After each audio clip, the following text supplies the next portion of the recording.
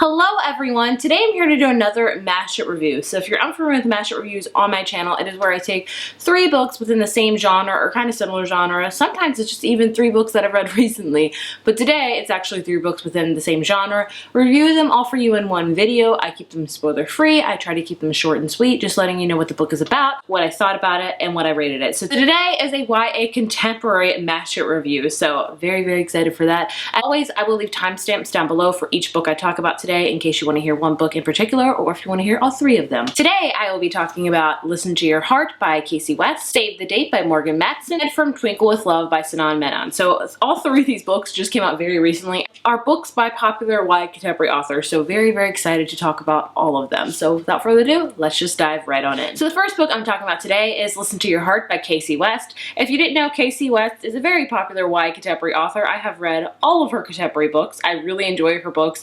I say time and time again, her books are like cotton candy, sugar, fluff. They're just books that you can fly through and that are just straight up adorable, and this book is no exception. I found it adorable. This book follows a girl named Kate who goes to school and decides to join a podcast class, which, by the way, I am way too old because podcasts were not a thing when I was in high school, and we didn't have any type of media classes, so I'm very jealous.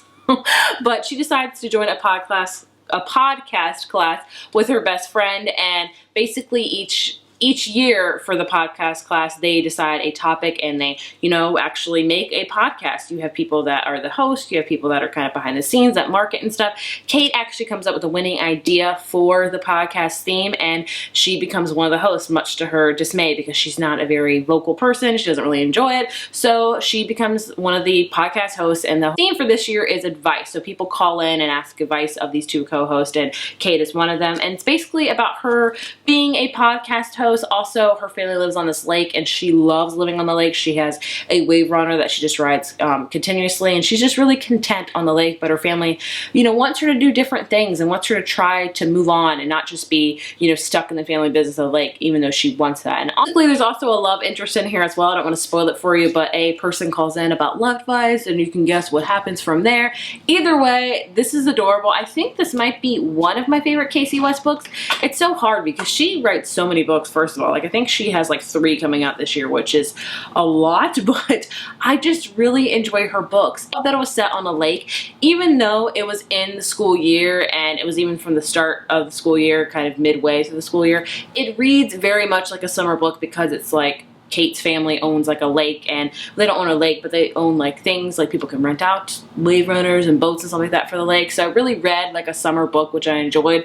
The romantic interest was just adorable and swoon-worthy and just cute. I mean, with Casey West books, you're not going to get a ton of depth out of them, but it's going to be a fun, cute, adorable ride. So I enjoy them for that matter. I don't go into her books thinking, I really want to be floored. I really want to walk away with learning something. These aren't the books for that. I'm not trying to like down credit them. I'm not trying to discredit them or anything. They're just your quintessential summer reads and books that I fly through and I love. So if I can give this one a rating, I would give it like a 4.25 out of 5. I really enjoyed it, and I think it's a great Casey West book, and it's adorable. And like I said, you can take this to like the pool or the beach or any summer activity you're doing this year and read it within a day. It's that fast of a book, and I thought it was great. I think a lot of people have been saying mixed things about it, but I personally found it adorable. Of the podcasting element, I love the lake aspect. I love like the secret admirer, like Sleepless in Seattle type of thing we had going on because we had a caller call in, and I just found it really adorable. So definitely would recommend. The next book is Save the Date by Morgan Matson. Morgan Matson is also a well-known YA contemporary author, and I really enjoy her books. She also writes really summery, cute, adorable reads.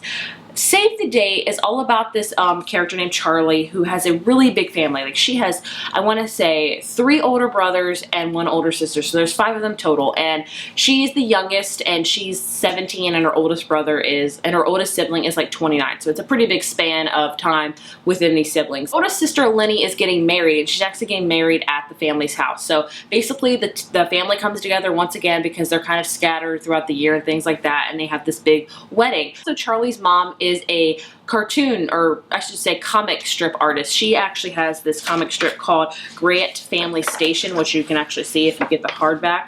That's what it kind of looks like. So her mom creates a comic strip every week, and it's kind of basically about their family and things like that. And this book is pretty much, it was pitched as 16 Candles meets Father the Bride, and I could see that because it's got a wedding thing going on, much like both of those movies, but I'd say this is more about family. There is a romantic interest in this book, but it definitely takes a back seat, which I didn't mind at all.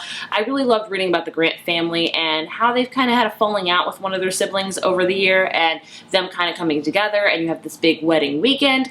The one problem I have with this book, and I'm definitely the unpopular opinion here, because if you go on Goodreads, everyone either rates this book 4 or 5, and I'm definitely the unpopular opinion there, because, and the reason why, and this could be totally petty honestly, and this is personal, and this is like personal preference, is this book reads like, you know those movies, particularly with wedding movies or any sort of big event movies, where if something can go wrong, it goes wrong, and it goes wrong in a big way. This is that in a book format. So we have a big wedding going on this weekend, so everything that can go wrong goes wrong. It's like Murphy's Law. Goodness, like if it can happen, it's going to happen. And I had such bad anxiety reading it, because every time they would get in a situation, I was like, this is gonna be really bad really quick, and it did. So it was like constant, you know, battle after battle, bad situation after bad situation, you know. So I didn't like it for that matter. Another really minuscule problem, which is totally not, you know, a big deal at all, this is just me.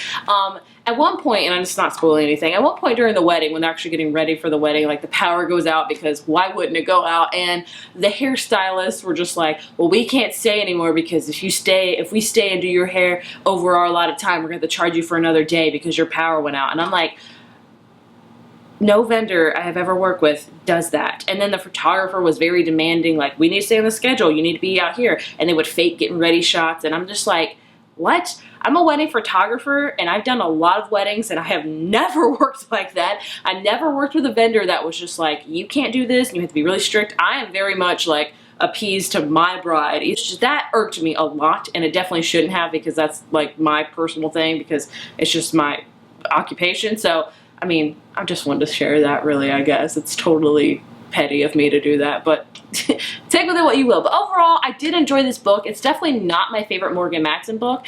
I'd say still my favorite books by Morgan Matson are Amy and Roger's Epic Detour and Since You've Been Gone. Those are like my two favorite. I love those books a lot. This one I enjoyed. It definitely has much more of a family aspect, and I loved reading the relationship between her and her siblings, and how, you know, they finally bonded together after they've been estranged for a little bit. So overall, I would give this book like a 3.75 out of 5. I didn't hate it. I hope you don't take this as I'm really bashing it. I did really enjoy it. I just thought, you know, it was just a book where everything just went wrong constantly, and it gave me such bad anxiety. It was ridiculous. And, you know, it's just always like, oh, why does this have to go wrong? But overall, you know, everything ended happily and all that kind of stuff. So I would recommend it. I think it's a great summer book because it is about a wedding and it is about a family. So I would recommend it. Like I said, it's just not my favorite Morgan Matson book, and I know I'm going to get beat up in the comments about that. I'm sorry. The last book I want to talk about is From Twinkle with Love by Sanan Menon. This is another a really well-known YA contemporary author. She wrote When Dimple Met Rishi, which got released last year, which I adored. Again, I adored this one. I thought it was super cute.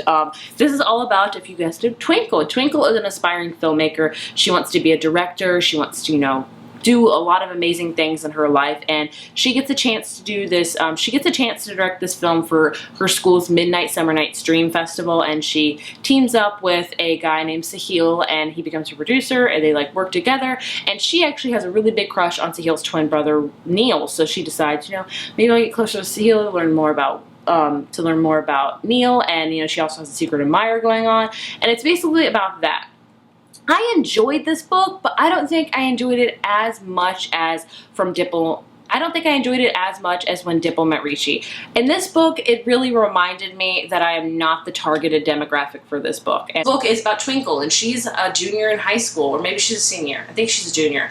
And I'm 29, so there was a lot of situations where Twinkle would talk to her so-called friends, and she would get in, you know, kind of catty fights with. There was also like a Mean Girls group and things like that, and I would be like, wow, this is like really ridiculous. And I'm like, oh yeah, they're 16. Of course this is very serious to them, because the same things were serious to me when I was 16. I had a lot of, you know, conflicts, and, you know, I definitely took situations out of proportion when they didn't need to be, because I was 16. I was young. I'm not young anymore. So this book, I don't think I loved it as much as I would have if I would have read it when I was younger, if that makes any sense. So, like, there were so many situations and, like, predicaments Twinkle would get into, and she would really intensify it, and I would be like, why are we doing this? And it would upset me because then I would realize that I am not 16. So that's the one qualm I have with this book, which really isn't a qualm at all, because I mean, I really feel like it depicts 16-year-olds perfectly. Like, I think I felt the same way when I was 16, 17.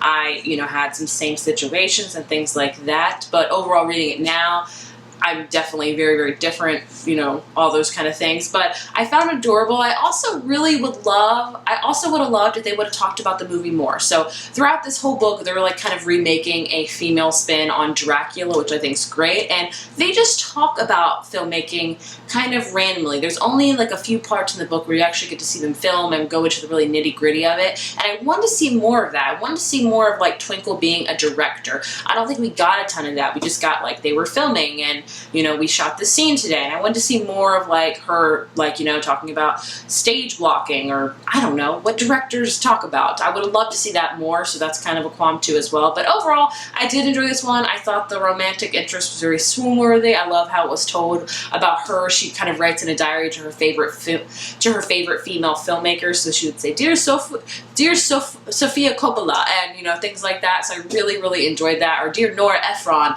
and I really thought that was adorable. This book is 3.5 out of 5. I did really enjoy it. I think it's a cute YA contemporary that you could definitely fly through, and a great summer read at that.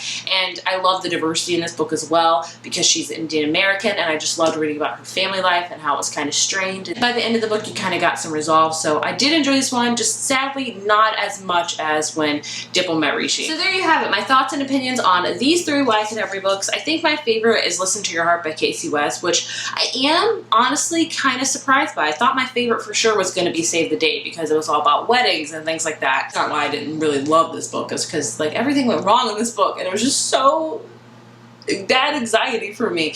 But overall, I did really enjoy all of them. I read them all in like a span of like 5 days, so that goes to show you that you can fly through these. And I would recommend each and every one of these. I'd say if you're looking for something super cute, super fluffy, read Listen to Her. If you're looking for something with diversity and swoon-worthy romance and about filmmaking, I would recommend From Twinkle with Love. And if you're looking for something about families and the complexities of family and also a wedding, I would recommend Save the Date. So these all have really awesome things going for them, so I think it's about what you really want in your YA contemporary. But like I said, I would recommend them all. So if you have read any of these, please let me know your thoughts and opinions down below. I would love to hear them. And if you enjoyed this video, be sure to give it a thumbs up, hit subscribe, and I will see you guys in the next one. Bye.